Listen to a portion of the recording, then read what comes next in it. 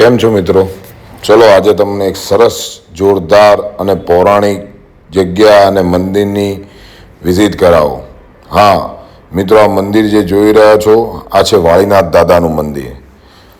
પાટણમાં ચાણસમાંથી નજીક 6 કિલોમીટર સેવાળા ગામમાં વાળીનાથ દાદાનું મંદિર આવેલું છે.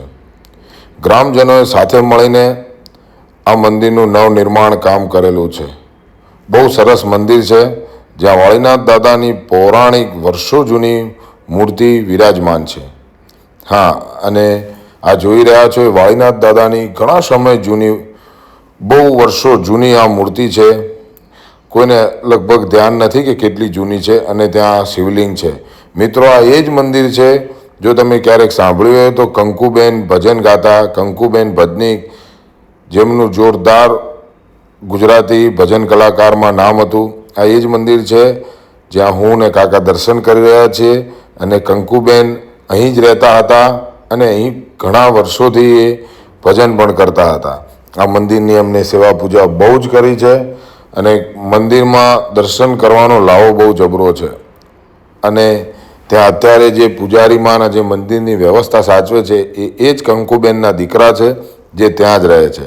મંદિરની બહુ મસ્ત નકશી, મંદિરનું કામ, એનું ધજા અને મંદિરની આજુબાજુનું જોરદાર વાતાવરણ છે.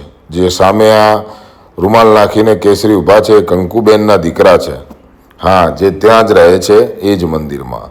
મિત્રો, આજુબાજુ બહુ રમણીય વાતાવરણ છે, ખુલ્લી જગ્યા અને મંદિરનું બાંધકામ ને નકશી ખરેખર જોવાલાયક છે.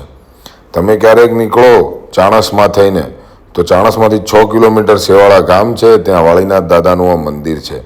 અને ત્યાં બાજુમાં એક શેડ છે જ્યાં બાળકો પણ ભણતા હોય છે અને એમને રમવાની બહુ જોરદાર ત્યાં વ્યવસ્થા કરવામાં આવી છે.